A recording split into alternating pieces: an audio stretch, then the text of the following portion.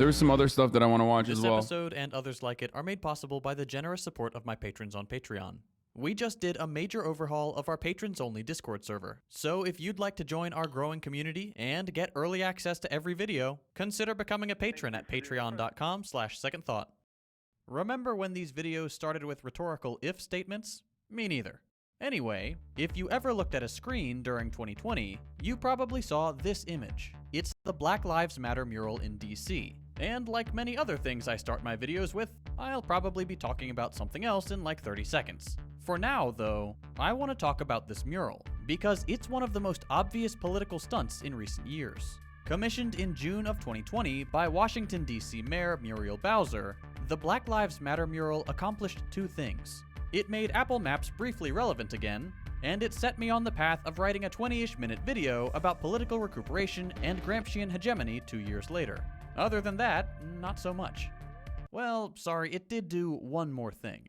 For Mayor Bowser, the mural was a very effective way to co-opt and neutralize Black Lives Matter without hearing any of the movement's demands, and actually giving herself the freedom to move in the complete opposite direction. I can't believe I almost forgot to mention that. Because at around the same time the mural went up, Bowser's proposals for 2021 included increasing police budgets and doubling the size of the cadet program. That is, when she wasn't busy spending time on TV proposing her, let's say, creative interpretation of what defund the police really means. You're gonna laugh, but I clearly misunderstood what defund the police meant the first time around. Oh man, I am embarrassed. Of course, the DC wing of BLM was quick to point out Bowser's hypocrisy and call the mural out for what it is, a pointless stunt. And they're right, but it's also a lot more than that. This mural fits into the more general topic of political recuperation and the idea of governing through consent. Let's do a video about that. Because the truth is that symbols like the mural, and more generally quote-unquote culture, matter a lot in politics. Even though I had a lot of fun being a cheeky little guy and saying the mural didn't achieve anything, I only said that because, well, I wanted you to like me. And because I meant that it didn't help achieve the goals of the BLM movement in any way. In fact, it actively hid the betrayal of the movement's demands entirely. But it still mattered a lot as a cultural symbol, because ultimately, it was an integral part of the liberal co-optation of the Black Lives Matter movement and its watering down to a vague demand for recognition. It allowed Democrats like Bowser to remain as legitimate political figures in the public eye without actually representing the more radical wing of their electorate or carrying out its demands. In that sense, the mural did actually achieve quite a lot. In politics, this kind of co-opting and watering down of radical ideas is sometimes called recuperation. Okay, really it's only called that by this guy, Guy Debord, badass smoker and French philosopher of the mid-20th century. Who is this nerd? Well, he wrote a book, so now here we are. In his book, The Society of the Spectacle, and in the Manifesto for the Situationist International, which he also wrote, Guy launches what academics call an attack, and what everybody else calls a couple paragraphs of words, on what he considers the new era of capitalism. Capitalism 2, Consumerist Boogaloo.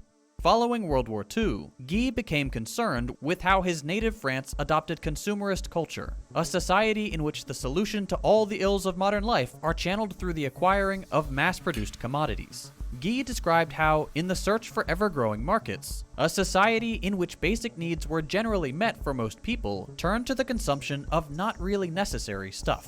Buying not really necessary stuff became a new fundamental economic need, but also a basic human need. In a consumerist world, market actors and advertisers. And the reason why you, unlike many other people, have this immediate negative predisposition towards NFTs is because NFTs are the final function of what we are talking about.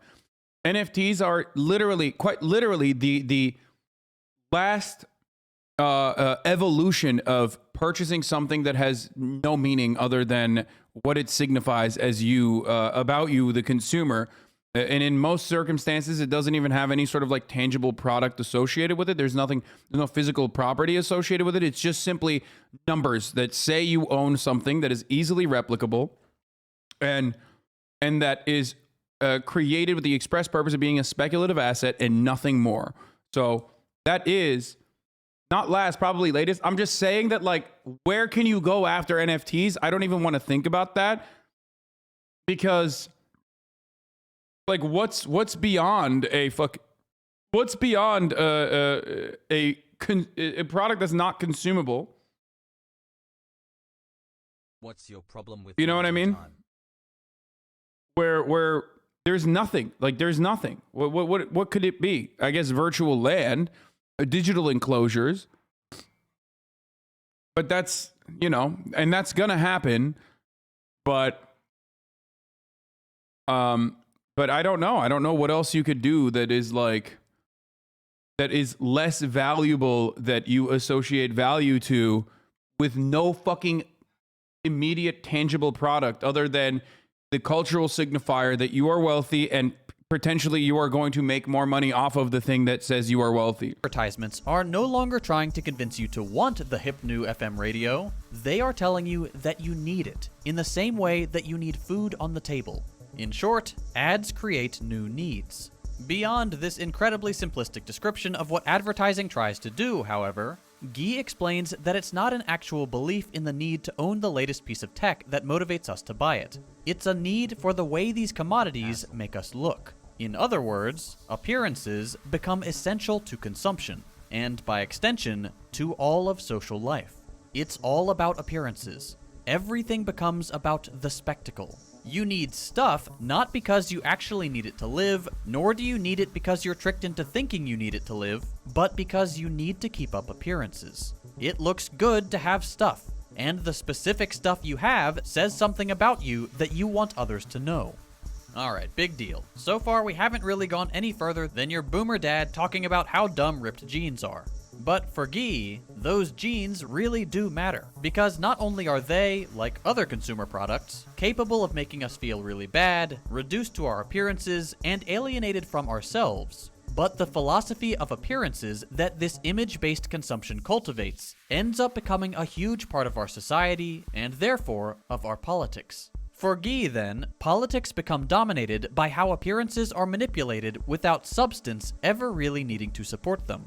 Today, the classic example of this is Donald Trump and how he convinced some 60 million people that a billionaire real estate mogul was somehow not part of the elite. He played on his appearance as an outsider to hide the reality of another political elite who would spend his time in office growing the power of his wealthy buddies with things like tax cuts for the rich. But even if he's the most egregious example of what Guy calls the spectacle in politics, the same framework of analysis applies to Hillary Clinton and Joe Biden, who both challenged Trump mainly by cultivating their own image, that of responsible, level-headed politicians, instead of any meaningful contradiction to his policies, many of which still haven't been reversed since Biden took office. The same goes for every other politician, even the ones you like, and the same goes for every late-night show host who spent every minute of a 4-year term on how dumb Trump's hair looked, or his daily outrageous tweet, far more often than on the policies he carried through Congress.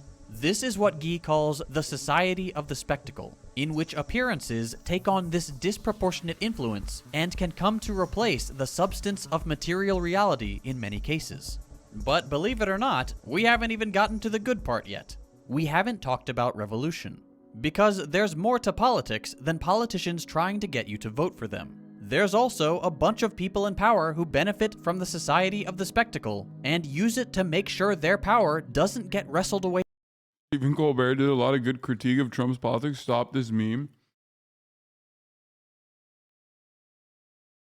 How do you find yourself in my community of all fucking places as a Stephen Colbert defender?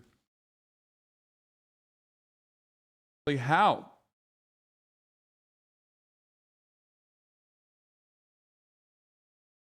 How the fuck does that happen?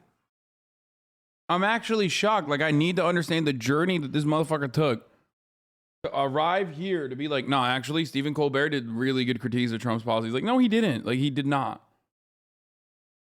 Away from them.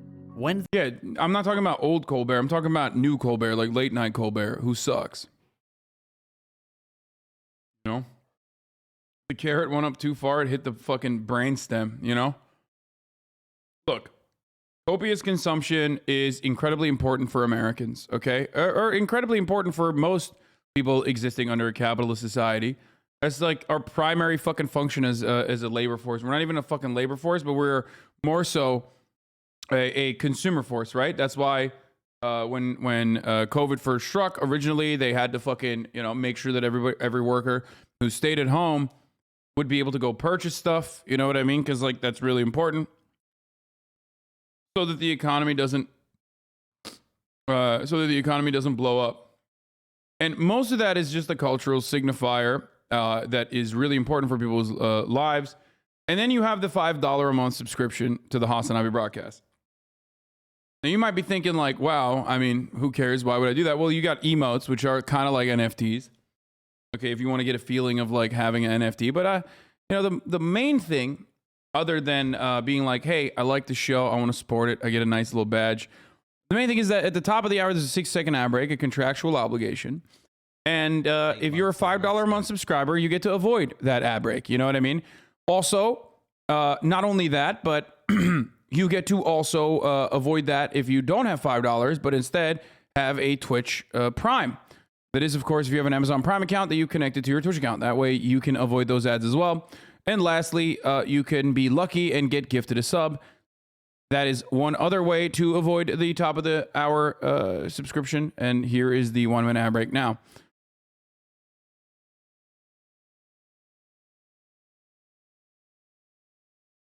Think about him.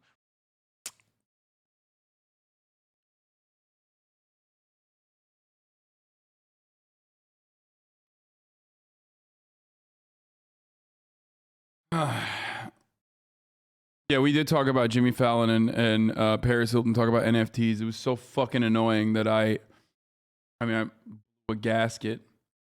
Is this you? No, don't fucking ever send me links. Open see Hasanabi. No, it's definitely not me, dumbass.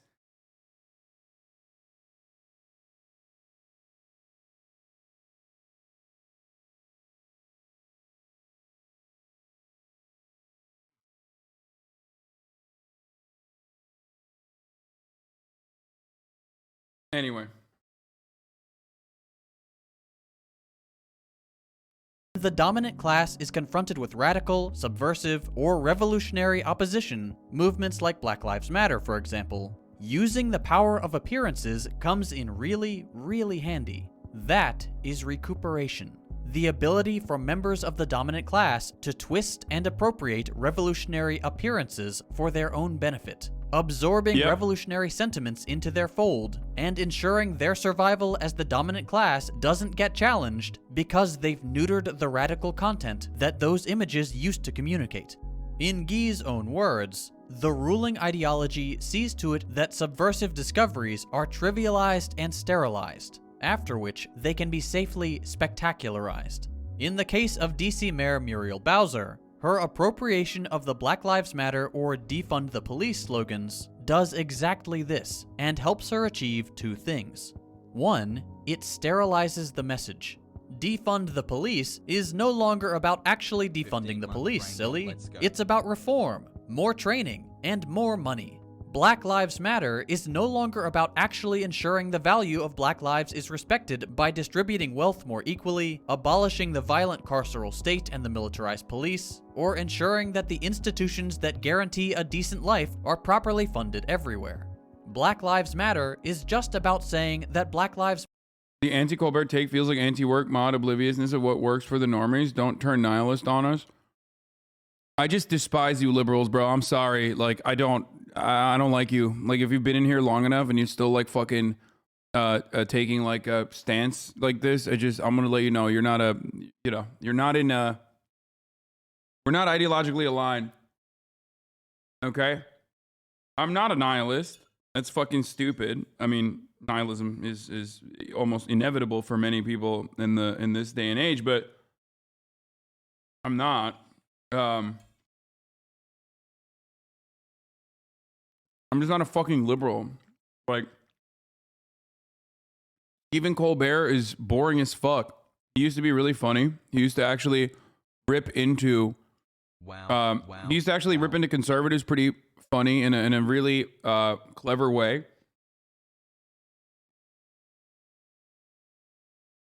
Stop turning away chatter, scream at them or something, Ree. What?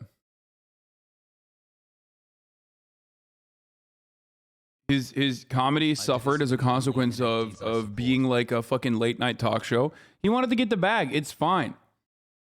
Like, he wanted to get the fucking bag. And that's fine. But don't come in here and fucking try to tell me, like, don't piss on my face and tell me it's raining. Because that's what you're doing right now. You're like, you're literally like, no, it's just like, it's not enough that you don't care about Stephen Colbert, like, or you have to like Stephen Colbert. Like, you have to like him. What do you consider yourself? A socialist that lives in a $3 million mansion? The fuck? Yeah, I do actually. I don't have to consider myself anything. I just consider myself to be considerate to your mom when I fuck her every night. And that's pretty much it.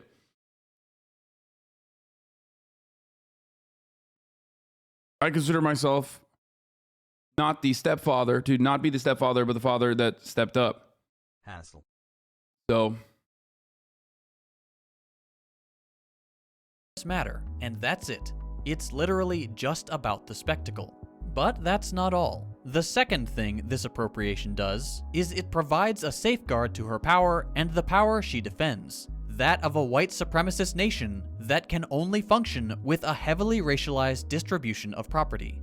Now that the radicality of the words Black Lives Matter and defund the police have been completely neutralized, Bowser can use them all she wants. And because she said the words, painted them on the street, and paid lip service to the movement, she can somewhat credibly position herself on the side of the revolutionaries while firmly maintaining the oppressive status quo they are revolting against, effectively killing the subversive movement. It's nothing more than a rhetorical trick. Guy Debord would say, Black Lives Matter. Not that I'm a revolutionary figure or even a thinker. Of many of these people from, many of these historical figures, but I did see Karl Marx's house in London. It's pretty fucking tight. Pretty nice. Also had a big house. Not that I'm similar in any meaningful capacity. I'm not a theorist. I'm not a thinker. I'm not a revolutionary. I'm not a fucking leader. I'm just a Twitch streamer. But, I did see his house and it was pretty good. You are definitely not a thinker? Yeah, no, I'm not. I'm not a thinker. Has been recuperated. This whole approach to government isn't entirely new. Decades before Guy was born, another political theorist had figured out that culture was a major part of the ways governments and dominant classes self-preserve and govern. That guy is Antonio Gramsci, and he had an idea he called hegemony. For Gramsci, a leftist Italian revolutionary imprisoned under Mussolini, governments and dominant groups maintain their status in two big ways. There's the obvious one, the way governments have always run the show, violent coercion. Your armed forces, your police officers, your prisons, and all the laws and regulations that establish and enforce the rules of government above you. That's the obvious way that those in power stay in power. Nothing very surprising there. Gramsci's innovation, which has honestly lost a lot of flair after like 90 years, is that violent kind of coercion is only being used to discipline people who don't consent to the way society is organized and to the rule of the powerful. The problem for those in power is that if too many people don't consent, and your only solution is beating up those people, you run the risk of starting a revolution. And then there are gonna be way too many people to beat up, and you might lose your beaten stick. So dominant classes don't just repress those who don't consent. They also use the domain of culture, what Gramsci calls civil society, to manufacture consent in the general population and suppress more subtly the kinds of thinking that may upset their interests. Media and political institutions, the vast majority of which are less accountable to the general population than to the financial interests that fund them, can serve as the means by which this consent is manufactured. It's not usually going to be done with outright lies, but with more subtle biases that frame stories a certain, at times dishonest way, or focus on one issue while ignoring another, or transform the debate. Nothing will change with people, Hasan, not taking part in electoral politics, etc. Starbucks protests? What? Me as a poor man, I just you all the same, including Hasan, but I enjoy watching you. Debate or change the language with which what they did with Martin Luther King now is just whitewashing and historical revisionism. which is basically the historical version of what he's talking about, which is just straight up co-opting. It's a little bit different because this is contemporary and happening right now. Okay? What's happening right now is a little different.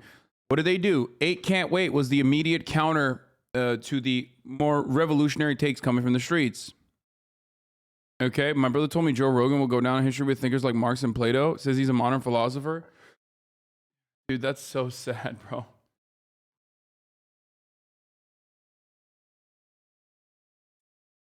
Pogo. That's, to be honest, maybe it's true because we are collectively getting dumber and dumber and dumber, you know? I mean, just look at the logo. Which part of this primes you in an expectation of reliable medical advice? Nobody has stronger opinions on Joe Rogan than people who've never listened to Rogan. The idea that people are like emerging from their deep caves and eyes blinking against the harshness of the sun, whose touch they have never known, on a quest to seek specific medical advice when the glory of a white robe Rogan is perhaps just the slightest bit forced. Consider myself both 8 months subscribed, 8 inches deep inside. That's not appropriate, I think. I mean, I look, I love Edward Snowden. I'm a fan, okay? And I used to be a gigantic fan of Joe Rogan. It's like this. Here's how it works, okay? What's the fucking movie that like reignited or really kickstarted the Klan? I always forget.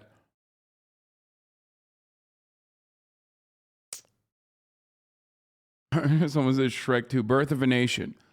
Thank you, chatters. You guys are brilliant and really quick. So, Birth of a Nation is not the reason why the Klan fucking developed as quickly as it did. Birth of a Nation took advantage of basically kicking into high gear pre-existing white supremacist values and attitudes that people have in the United States of America. That's why you can't really go against the pre-existing material conditions and what they reflect about society by way of culture. You can only light the fire. You can't exactly put out a fire and stop people from... You can't exactly put out a fire and stop people from having bad takes or good takes or whatever the fuck. But you can always... but your take on media never influencing society is silly, especially considering your gig. No, I mean, you can have a limited amount of influence as a speaker, which Joe Rogan is, okay? And I am as well. Like, that's a little bit different than, you know... Just wait. I'm going to fucking give you the take. You're going to hear what I mean, okay? Movies inherently cannot fucking, you know, suppress certain political opinions by just being, like, really cool, okay? Like, there's a limitation to that. There's a giant limitation to that. We're not going to fucking movie our way into a communist utopia. Okay? That's just not going to happen. Without organizing, without actual like people power, without labor power, there is no such thing that you can do. So my influence, the most staying power that I have with what I do is by getting you guys to organize and helping you recognize the way that society is developed through agitated propaganda. Okay? There is no like singular leader that is going to make movies, or there is no like collection of people that are going to be able to make movies. Like, manufacturing consent only works because it is working alongside State Department propaganda. And the moment that manufacturing consent does not work, they'll just fucking jail you. And they'll go into a more authoritarian style of information control, like you see in China, right?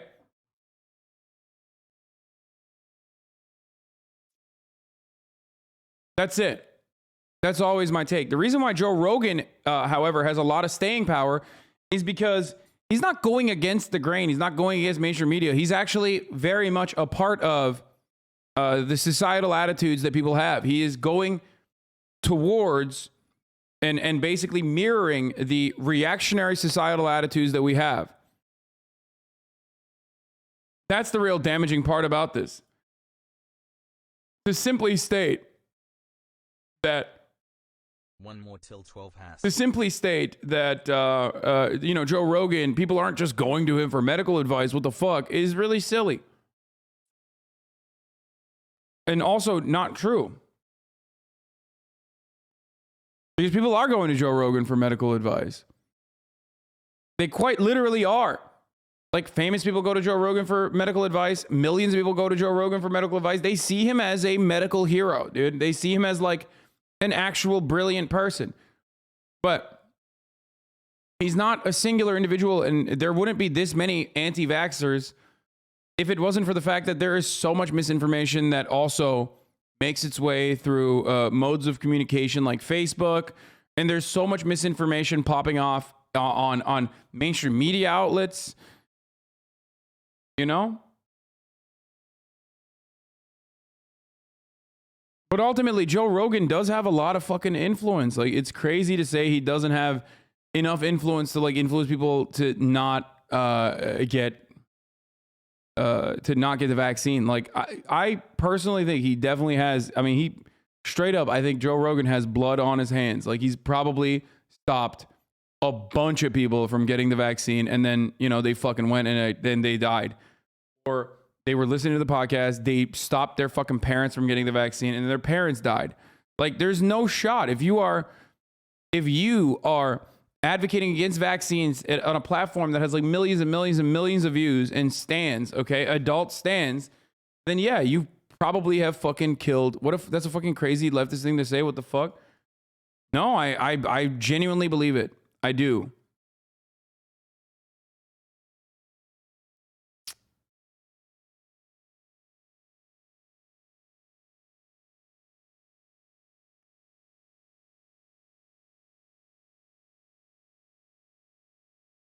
Wasn't there like a radio host lady that almost single-handedly the reason Christians became so xenophobic? Famous people literally cited Rogan's regime when they got COVID. I think some of them even said they reached out to him personally, didn't they? Yeah.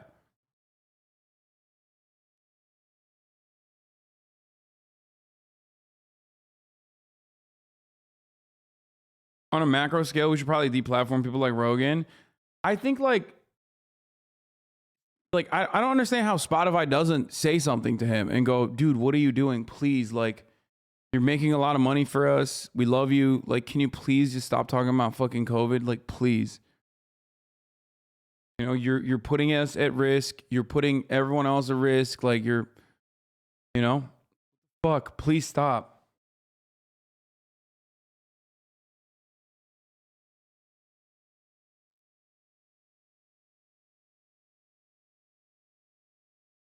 You know?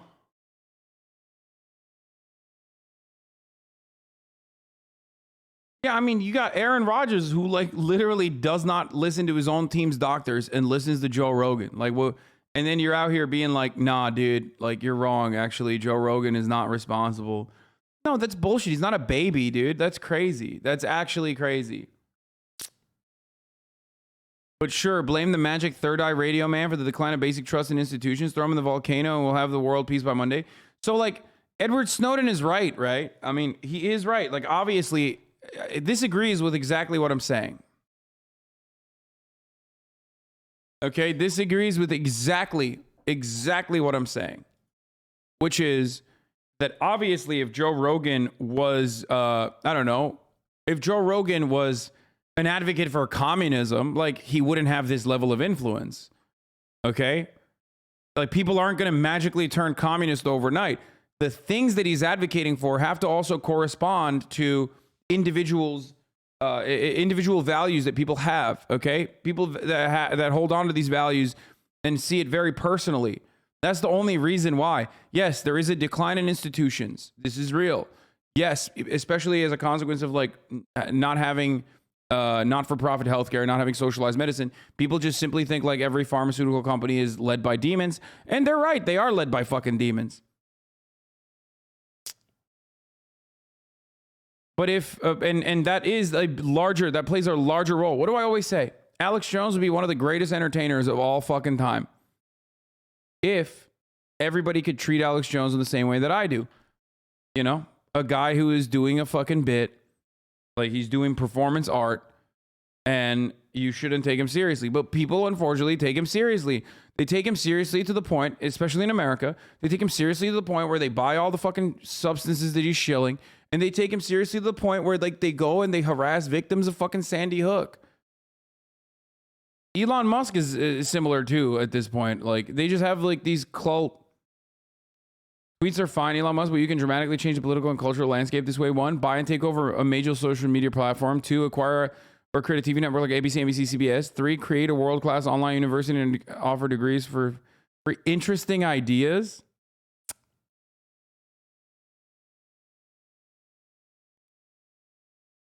Elon Musk responding to Dinesh D'Souza with the interesting ideas. Oh, God.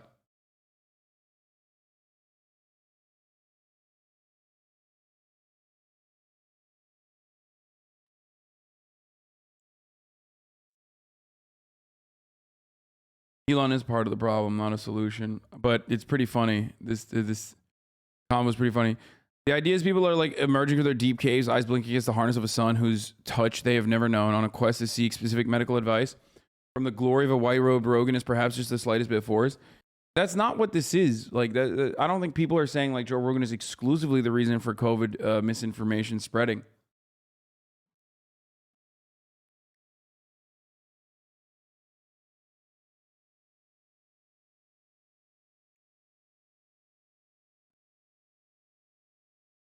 You want to talk about Shapiro? Then that's a different story. He's telling people to believe these things, that he's saying Joe's just smoking a blunt, having a convo. That's not true. And if you're a Joe Rogan fan like I am, you know that there are certain things that Joe Rogan has always been like a fucking ride or die Andy on, okay? Smoking weed, DMT. Well, not for everyone, but like, you know, the medical uses potentially of like DMT and other psychedelics, okay? Eating elk meat and hunting. These are like things that he always was an advocate for and will never change his mind on. And by the way, I don't have a problem with those things. Those things are great for him to be an advocate on. Who cares? Joe Rogan, on the other hand, has now adopted this new position, being a fucking medicine skeptic, a COVID skeptic. And it's one thing that he will never go back on. He just like fucking does not care. He will not back down. No matter how much people tell him he's misinforming people, he just does not stop. So it's not just him like smoking a blunt and pontificating. He's smoking a blunt and deliberately misinforming people, regardless of however many people correct him.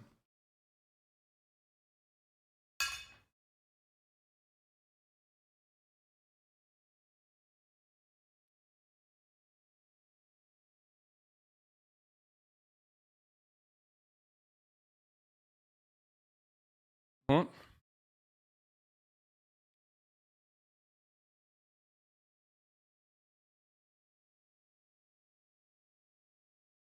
What? He has changed his idea on marijuana. Wrong again. Amazon striking out today. Wait, what?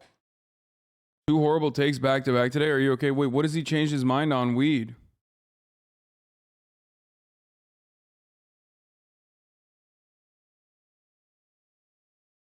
Let's go to your bad take on comedy news. As long as like a Republican that hates liberals, same side, homie. Comedy news is comedy and news. You don't have to be a liberal to laugh.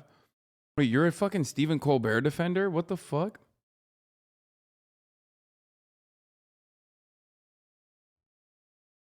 Bro, this is like, dude, please seek help, okay? Hasan, I fucked your grandmom, and nobody will remember except your mom because I broke her back so many times. Aw, Joe Simp. Hasan sounds like a boomer. Hasan is just moving the goalpost now. Again. Hasan, 2 horrible back-to-back takes. Are you okay? Dude, please seek help, okay? Up the dose of lithium that you're taking. Clearly it's not working. You literally think we're having a conversation and communicating to one another. This is the first and last time I will ever fucking communicate with you. You are never, I don't know who you are. I will never know who you are. I will forget about you immediately after this. You need to get medical help, okay? Please.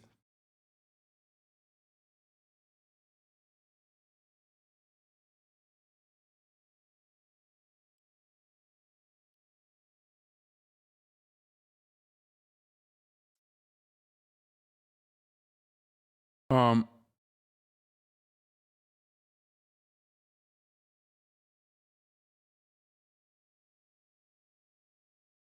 You meant that Joe was very anti-weed up until after that docu about BC Bud? What?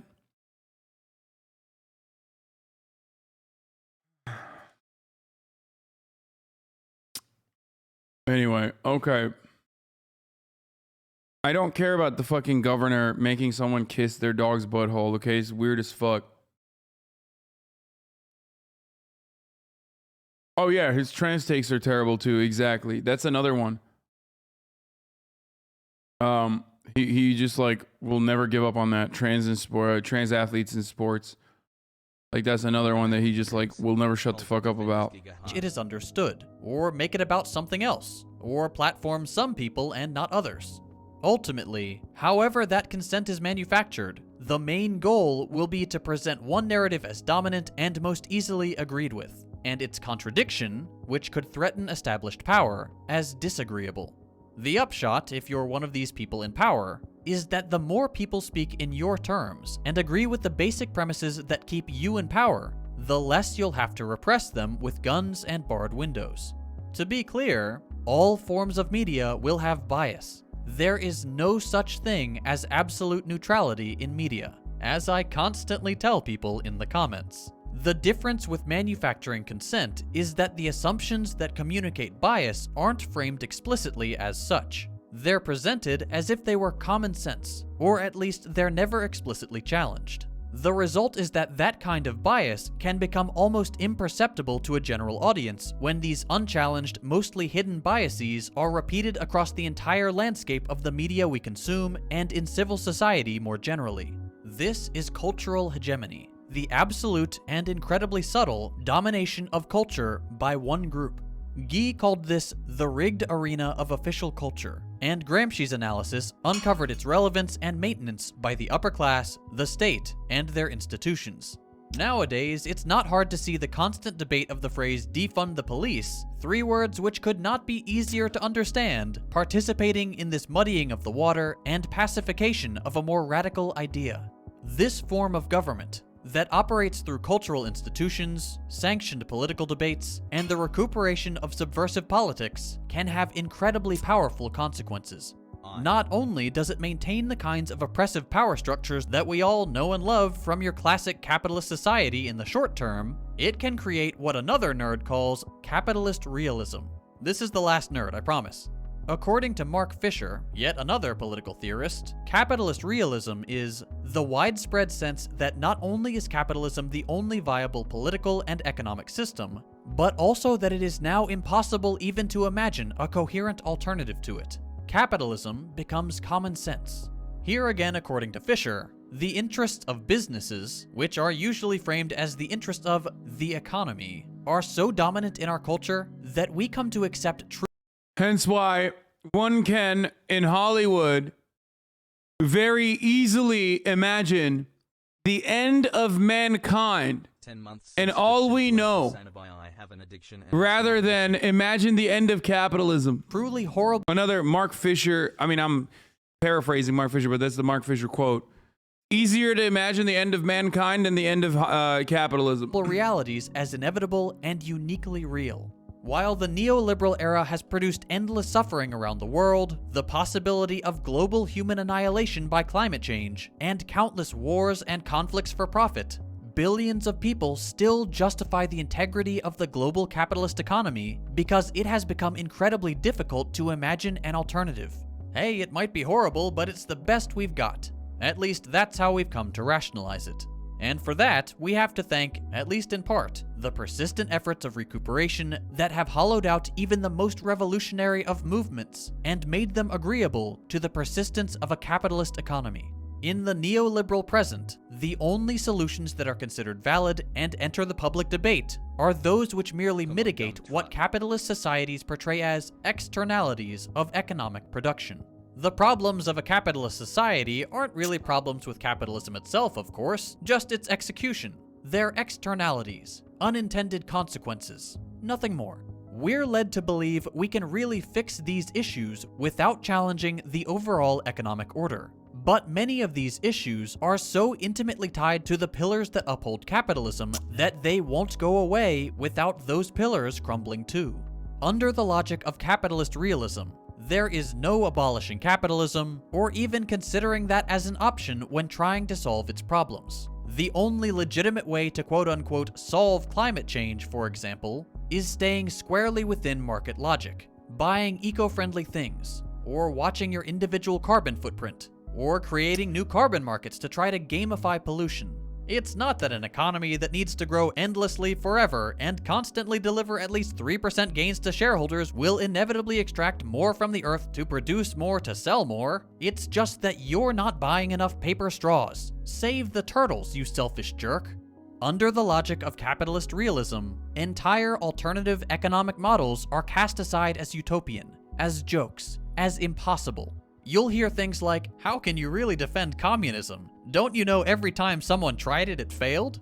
But don't pay attention to all of its successes or the ways capitalist societies are failing you right now. Those we can actually fix. This economic model is different. It can actually achieve all that utopian stuff. The fact that it's dominated the global economy for centuries and these issues have only gotten worse doesn't mean anything. Trust me. Part of the tremendous power of capitalist realism is that it can exist side by side with the empty symbols that promote its abolition. And looking a lot like socialism to me, brother. I don't know what the fuck you're talking about, okay? Like this. New. A top suicide hotline is collecting data from people's darkest moments and sharing it with a for-profit company that is using the data to build and sell customer service software. Fuck yeah, baby. That's right. That's what I'm talking about, dude. That's what I'm fucking talking about, dude. This sounds a lot like socialism. This is something that would happen under socialism. Oh, wait, it's happening under capitalism. But, you know, it could be happening under socialism as well. And when it happens under socialism, it's the fault of the socialism, the system. When it's happening under capitalism, it's an individual actor that's individually being bad. And actually, you're individually at fault for, you know, wanting to die and then allowing a corporation to fucking give, you know, to corporation to just take your fucking information and sell it to someone else. That's just the reality. That's why when 14 million people die of famine-related diseases in our capitalist, global capitalist organization of the economy, okay, because we do live under capitalism. There is no socialism anywhere, okay? Truth hurts, cope. Imagine the revolution if Rogan gets whacked like McAfee or something. You think what happens if Rogan is found dead? What do you think happens if... What? Truth hurts, cope. Dude, 90% of what you motherfuckers do in here is literally cope. Like, you haters come in here and you're like, I literally live in the shittiest existence. Scum of the swamp, thank you for the 100 gifted subs.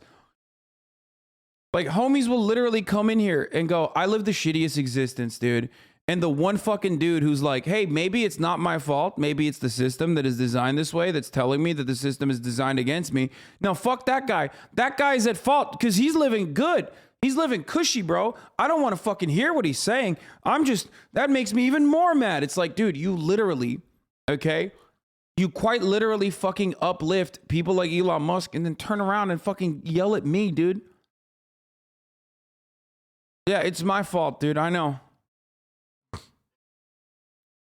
Anyway, what I was trying to say is under a capitalist organization of the economy, famine and famine-related diseases kill 14 million people, okay? 14 million people a year. And that is even weirder when you consider the reality that, like, the only solution is logistical, okay? Like, we already have a surplus of food. We create a surplus of food right now. And 14 million people die of famine-related diseases under capitalism. Who's at fault there?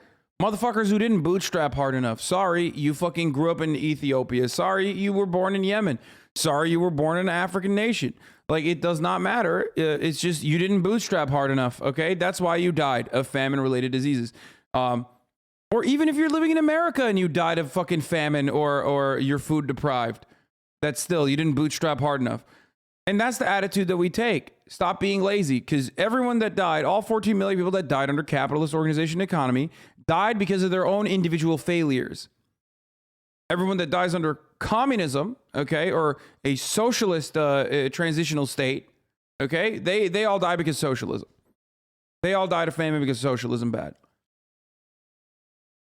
So it's the very same problems that are persistent in every organization of the economy that capitalists will turn into agitprop against socialism. It will use against socialism as a talking point to be like, yeah, no, it's actually fucking socialism that's like killing.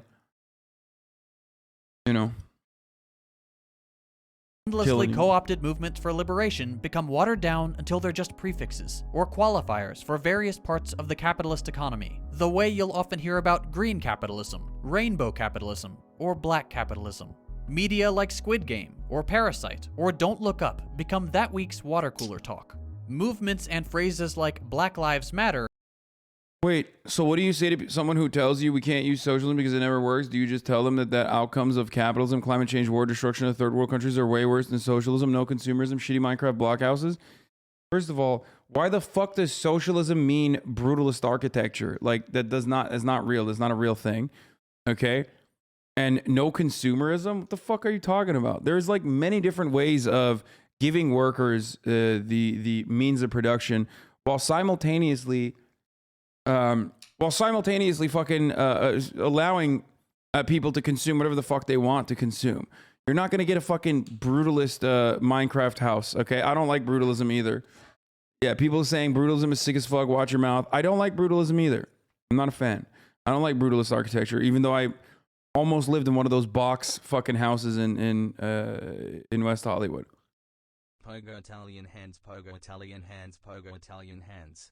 I personally believe that the neoliberal method of control, which is a necessity, like a level of control is a necessity, that's what governments do.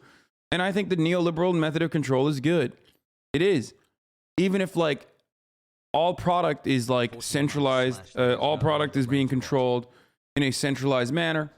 And like it goes far beyond agricultural subsidies and actually just straight up is like, this is how much fucking grain we have. This is what we're going to continue to do, which we have the mathematical capabilities of predicting, by the way, for the record, for those of you who don't know, for those of you who claim that like we do not have the computational power to figure out like exactly how much product is necessary, you're wrong. Amazon does it every day. And you know, the entire infrastructure, the logistical part of Amazon resembles an entire country, a nation state.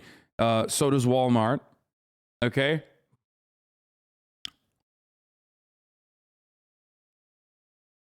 So, you know, chill the fuck out. We do that. We could do that in the past too. Unless you get some like fucking weirdo grain scientist like Stalin did. Okay. And a whole bunch of other issues there, which I'm not going to get into. But anyway, we do this already. We do this centralized control already. But what I'm trying to simply state is that like we can have that. We can have all of that. Or we can experiment with market-based economies that have full-blown control. Again, centralized control still.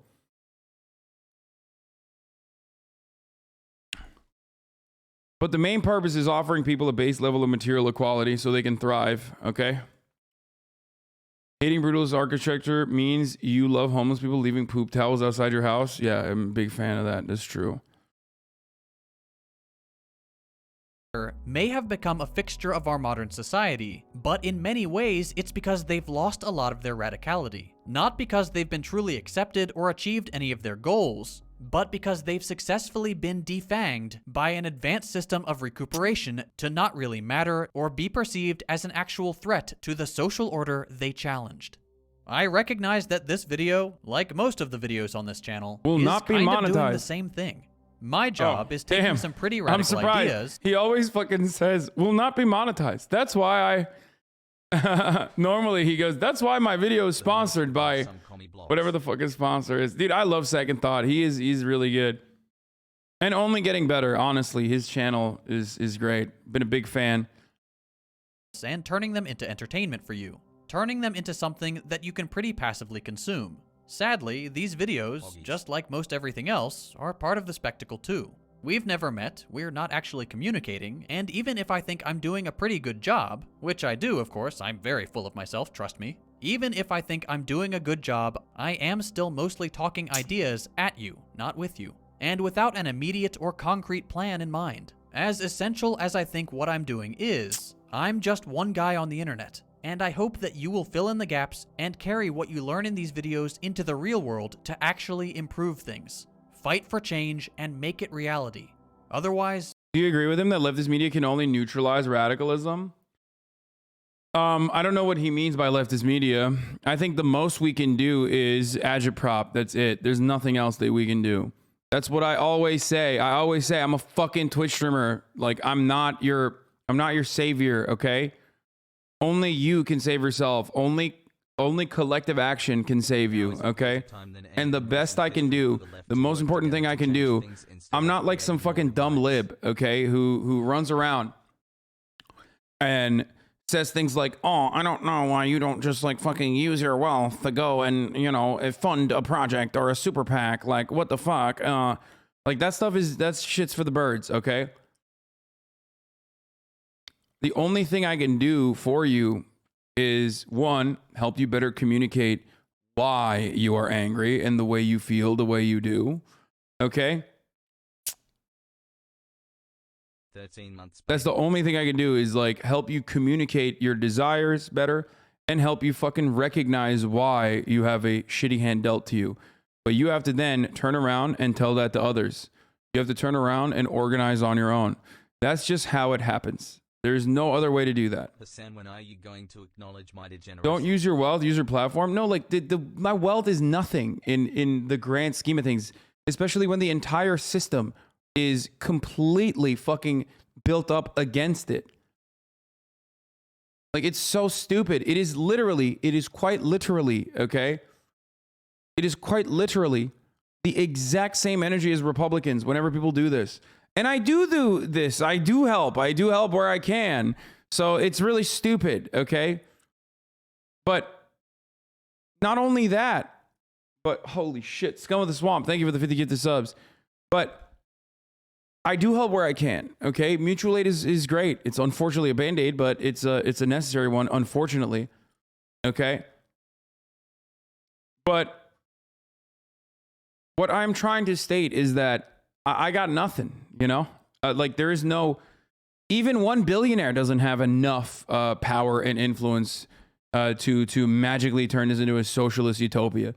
They don't, because the entire system that is designed to create billionaires is designed against that mentality. We are living in a capitalist organization of the economy.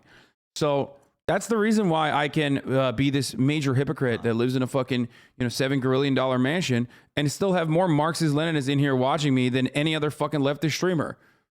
Unless they're, quite literally Marxist-Leninists with their own version of a podcast that want to claim that they're Marxist-Leninists, but actually, never mind, they're just patriotic Americans now. Never mind, they're no longer communists, actually. They're just straight up, reactionary Republicans that say that they're leftists, the real leftists. Everyone's done that already.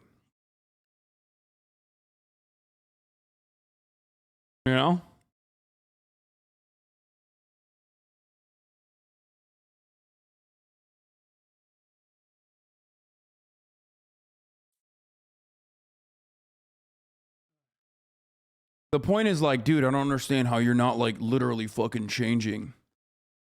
You're not changing and turning this into a socialist version of the economy. What the fuck is wrong with you?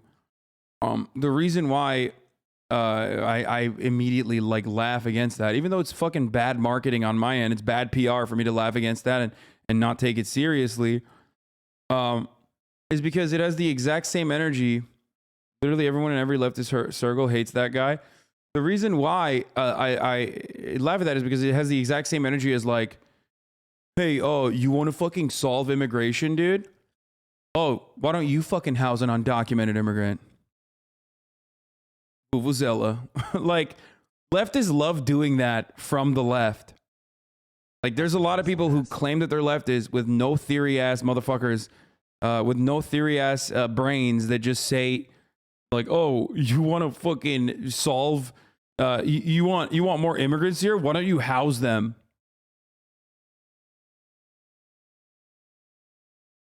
Disgusting ad stands game. So stupid.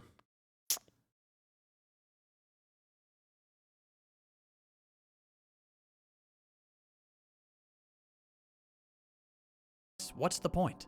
Let's give it a shot. I mentioned at the beginning of this video that this kind of content is made possible by my patrons on Patreon. As you can probably imagine, when I made the switch to producing political content, I started getting demonetized way more often, and most of my sponsors bailed.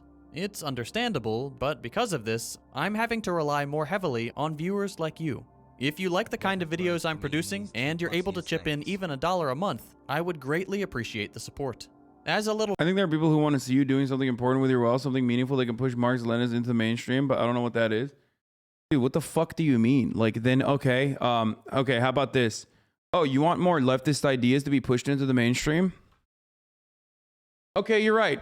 I think one of the things I could potentially do is, I don't know, maybe fund like a media effort that could present a variety of different ideas and not immediately show itself as like political agitative propaganda from a leftist point of view. And then, you know, maybe that media outlet could like potentially regularly feed a healthy diet of leftist perspective based news commentary. And then on top of that, like maybe that media outlet could have like more of an entertainment focus too on top of that, you know, like a broader entertainment focus on top of that, like because not everything has to be super serious and news all the time and analysis all the time. And then like maybe that way you could bring in an even larger audience of people and then have like in that media outlet you could just like have some kinds of pushback, make sure that it's not like just people that are like-minded, but like constantly and consistently growing, targeting different avenues. You know, I just can't imagine like how I could do that. That would require a fuckload of you know, capital and a fuckload of manpower. I mean, how could we do that? How could we ever do something like that? Yeah, that could be an interesting way, I think, to, I don't know, popularize leftist perspectives and show a different version than what people are used to, which is, oh, blue-haired SJW, you're a communist. I don't know, maybe I could like start it off by going on a platform, like a live streaming platform, because I think live streaming would be a good way to do that. And then, you know, Scum of the Swamp, thank you for the 50 gifted subs. And then maybe I could do that on like Twitch, maybe? Oh, wait, that's exactly what I do every day, and you still complain about it, so shut the fuck up.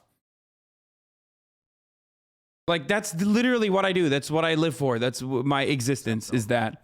Okay? Every part of my existence is that. Every fucking, you know, ounce of my being does that.